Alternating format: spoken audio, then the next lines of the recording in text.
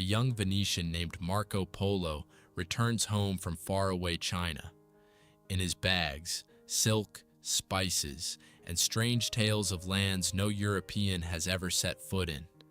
And supposedly it's he who brings back to his homeland the very thing without which Italy is unimaginable today. Long strands of dough, spaghetti, a beautiful legend. It's repeated in schools, in cafes, on cooking shows. It has only one flaw. It isn't true, from the first word to the last. And the most remarkable part is, we know exactly which mistake gave rise to it. Marco Polo himself never wrote that he brought back pasta. His stories were recorded at the end of the 13th century by another man, a writer named Rustichello da Pisa. And in that text, Polo describes a distant tree from which the local inhabitants extract something like flour and use it to prepare food. To help his Italian reader picture what it's like, he compares this exotic dish to his own familiar food, to lagana, to ordinary Italian dough. Did you catch what happened there? He's comparing the foreign to the familiar he already has. The dough, the pasta, is sitting in his home long before any China comes into the picture. But centuries later, someone read that paragraph backwards. If Polo compared Chinese food to lagana, then he must have brought that lagana back from China.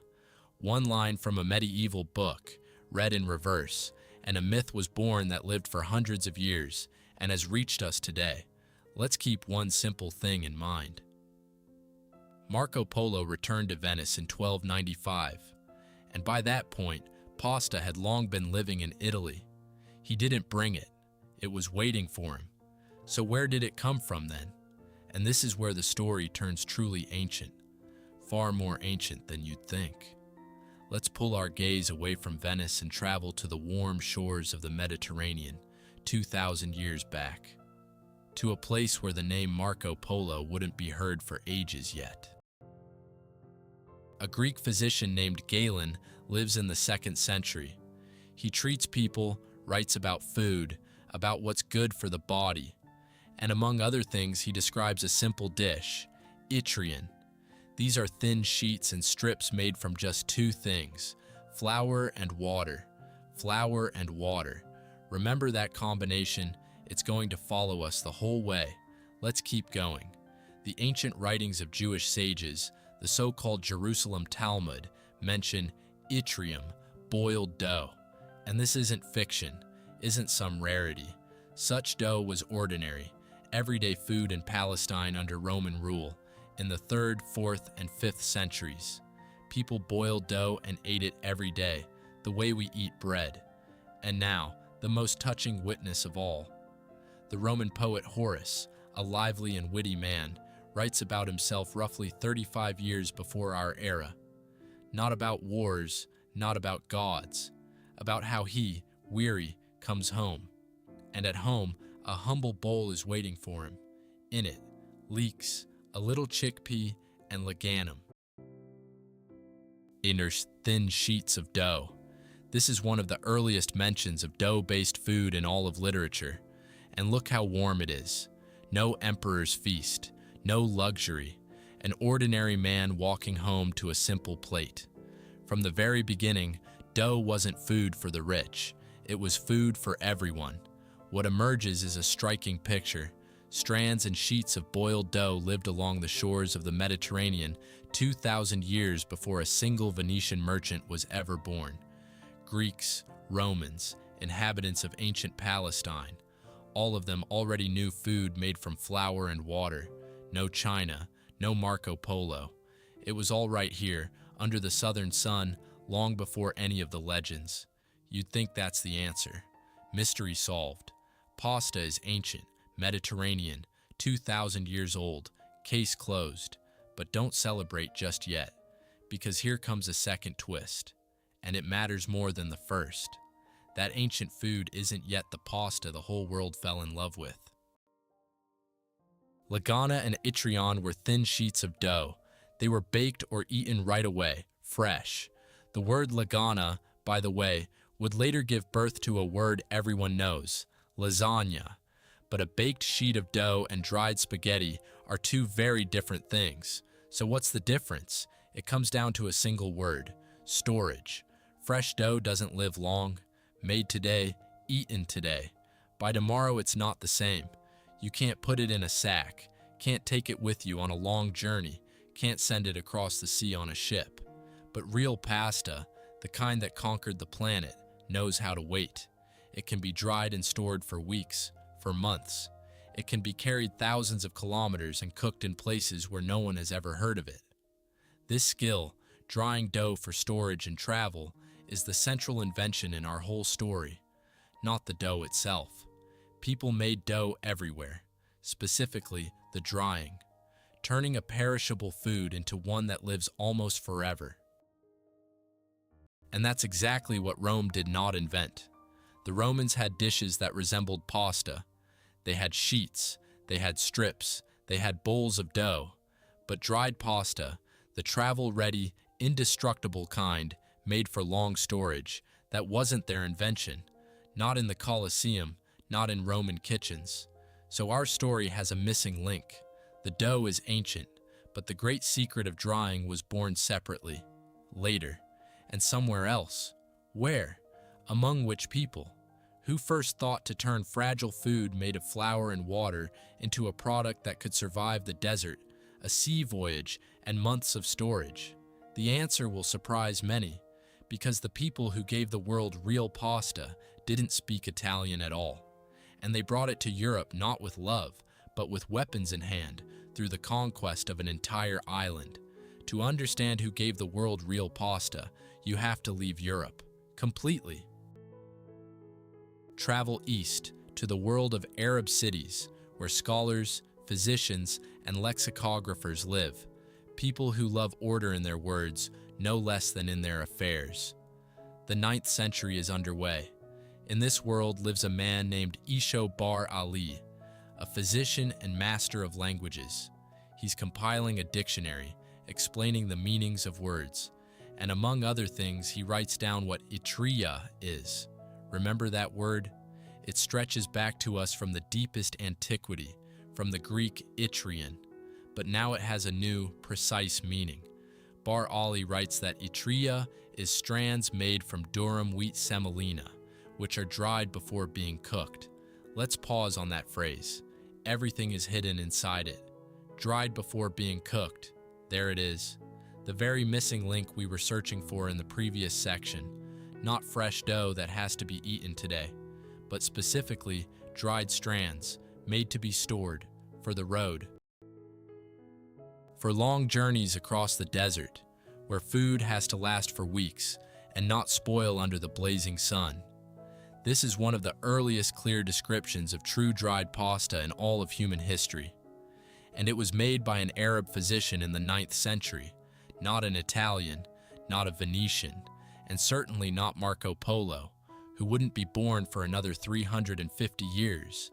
Here it's worth listening to the word once again, because words sometimes preserve memory better than books do. Let's trace the whole chain. First, there was the Greek Itrian. From it grew the Aramaic and Hebrew Itrium, that very same boiled dough of ancient Palestine. Then the Arabs picked up the word and made it their own, Itria, and from there it flowed into medieval Latin and into the languages of Europe, becoming tria, alitria, alatria. And you know what? It's still alive today. In Spanish and Catalan, there's the word alitria, used for thin noodles. There's its relative fideos. People still say these words today, never suspecting they're holding a piece of the ancient world on their tongue. See how beautifully it all came together? The Arabs didn't invent the word from scratch. They took an old Greek Aramaic root and attached a new technology to it. Old name, new craft. An ancient word came to name a great invention, drying. And now, the most important part. How did this food make its way to Europe? How did dried pasta from the Arab East end up in Italy? Through war, through the conquest of an entire island. In the 9th century, the Arabs seized Sicily, the large sunny island right at the toe of the Italian boot. And they brought more than just their warriors. They brought seeds of durum wheat, the very wheat that yields strong, springy dough. They brought clever irrigation systems to water the fields. And they brought this technology with them, dried pasta. The island was transformed. Under the Arab hand, Sicily became covered with fields of durum wheat, with canals, with mills. And here's where the legend of Marco Polo falls apart for good. We have a witness, a document, and this document is impossible to dispute. There once lived an Arab geographer by the name of Muhammad al-Idrisi. A learned man, meticulous, he chronicled lands and cities, and he worked remarkably enough at the court of a Christian king, the Norman ruler of Sicily, Roger II. Picture this fusion: an Arab scholar, a Norman king, a Sicilian island, everything interwoven. In the year 1154, al-Idrisi completes his great work. It's known as the Book of Roger, named for the king. And in this book, the geographer describes a little town not far from Palermo. The town is called Trabia. Listen to what he saw there. In Trabia, the watermills spin without stopping, day and night, and they produce enormous quantities of ytria, that very same dried pasta. They make so much of it that it gets loaded onto ships and shipped out, shipped to Calabria, to mainland Italy, and to other lands, to Muslims and to Christians alike. Do you understand what this means? This isn't home cooking anymore, not a couple of bowls for the family. This is genuine industrial production. This is an entire industry, an open-air pasta factory working for export and feeding pasta to foreign countries. And all of this in the year 1154. Now let's just do the math. Let's pick up a calendar and add up the dates. It's the most honest judge in our story. Al-Idrisi's record of an entire pasta industry on Sicily was made in 1154. And Marco Polo, he was born in 1254, exactly 100 years later. He set off on his journey to the east in 1271, and he returned home to Venice, as we recall, in 1295. Add these numbers up in your head.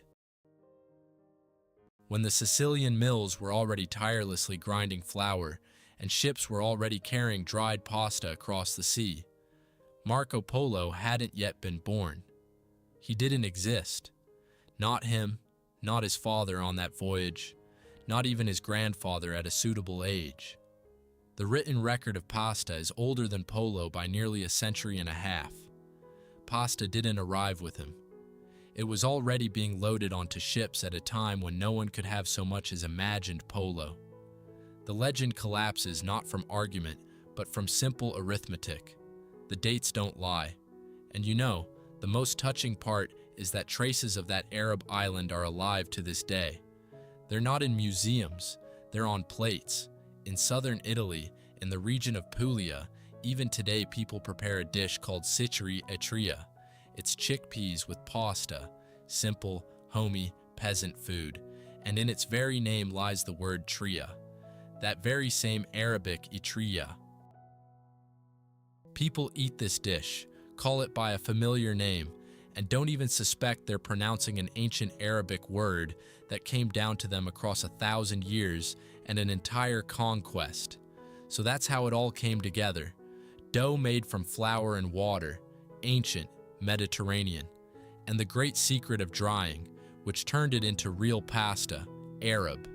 These people took an old Greek word, added durum wheat, irrigation, and drying technology, came to Sicily with weapons in hand, and left behind what Italy would later consider its dearest treasure.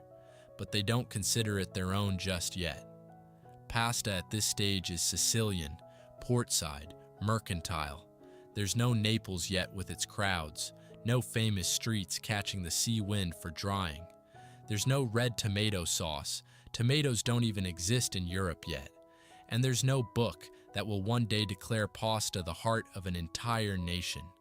So how did this island under the Arab sun become Italy's #1 symbol? How did pasta become red, popular, and forever Italian? Now pasta travels from Sicily to the mainland and finds its true home, the city that will love it more than anywhere else in the world and forever link its name with it.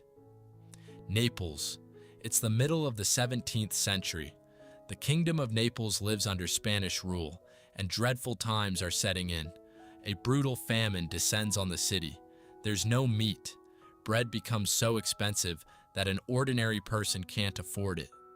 People are growing poorer before your eyes, and despair hangs in the air. Around the year 1647, patience snaps. A popular uprising breaks out, led by a young fisherman known as Masaniello.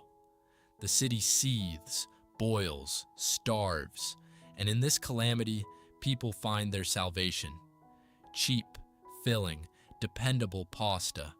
When there's no meat and no proper bread, a plate of pasta becomes the thing that keeps a person on their feet. Pasta saves the poor. Remember this, it became the people's food not from luxury, but from necessity.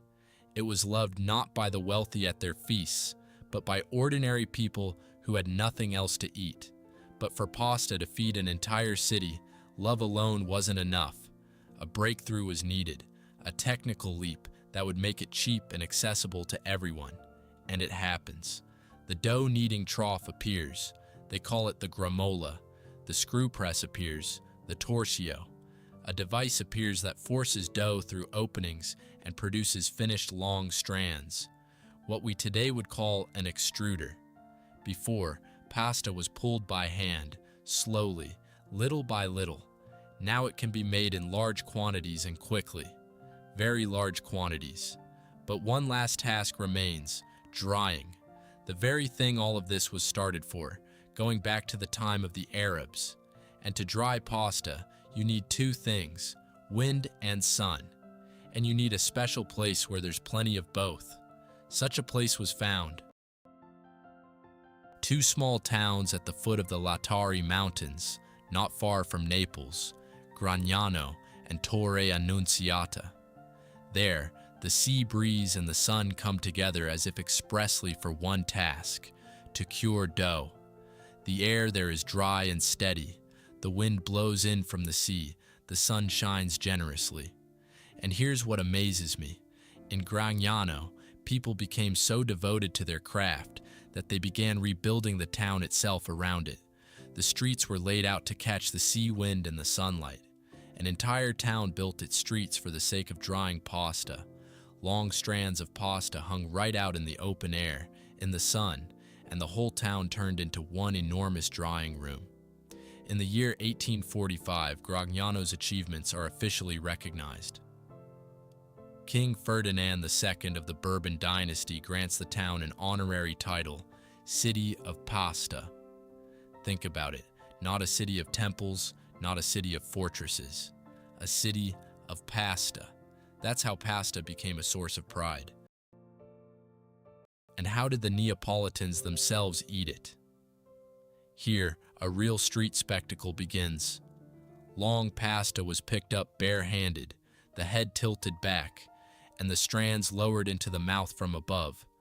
No fork, no ceremony, simple, cheerful, in plain view of everyone. And for this the Neapolitans were nicknamed the macaroni eaters. Although earlier, before pasta, they were teased as leaf eaters for their love of greens and cabbage. And even earlier still, that's what the Sicilians were called. The nickname traveled across Italy in the wake of the food itself. And notice, all of this is still without the tomato. Pasta was white. People ate it plain, without that red sauce which today seems inseparable from it. So where's the tomato? Where did it come from? And this perhaps is the most unexpected part of the story. The tomato is a guest from across the ocean. No one in Europe knew it until ships brought it from the New World. The first to describe it in Europe was the Sienese physician and botanist Pietro Andrea Mattioli in his book Discourses in the year 1544, and around 1554 he gave it a beautiful name, golden apples. Why golden? Because the first varieties weren't red but yellow. But here's what's remarkable. This fruit, without which we now can't imagine pasta, was feared by people for nearly 200 years. Genuinely feared. The thing is, the tomato is a relative of plants in the nightshade family, and quite a few of those are poisonous. And people decided, if the relatives are dangerous, then it too must be poison. Beautiful, alluring, and, as it seemed to them, deadly. So they grew it for ornament, admired it, but were afraid to eat it. The ice began to thaw slowly. In the year 1692, the Neapolitan cook Antonio Latini records a recipe for a sauce made from tomatoes, in the Spanish style. But even here the meeting hasn't happened yet. This sauce hasn't yet been laid onto pasta. They exist separately, pasta on its own, tomato on its own, and only a century and a half later does that historic union come about. The very first written union of pasta and tomato is found in a man named Ippolito Cavalcanti, Duke of Buonvicino. In 1837, he published a book, Cucina Teorico-Pratica, and recorded a recipe in it, vermicelli with tomato. Just think how close that is to us. Pasta with tomato sauce, the very dish that seems eternal and ancient as Italy itself, has actually existed in print for less than 200 years. It's younger than many old buildings. The great dish turned out to be quite young. And what about the foreigners? There was one famous guest who left a touching note about Neapolitan pasta. That's the great German poet Goethe. In 1787, he visited Naples and recorded his impressions in his book, Italian Journey. He noted that macaroni was sold everywhere there and cost mere pennies, and was usually prepared in the simplest possible way, boiled in water and sprinkled with cheese. Nothing complicated, cheap, simple, for everyone. Wealthy travelers of that era made special trips to Naples just to gawk at the macaroni eaters as if at a circus act. To them it was a curiosity, a sideshow. To the Neapolitans, it was simply lunch. And from there, pasta set out to conquer the world, and it was carried out by the poorest. From the end of the 19th century, the great Italian emigration began. Roughly from 1880 to 1920, millions of poor people from southern Italy boarded ships and sailed across the ocean. From Campania, from Sicily, from Calabria, from Apulia.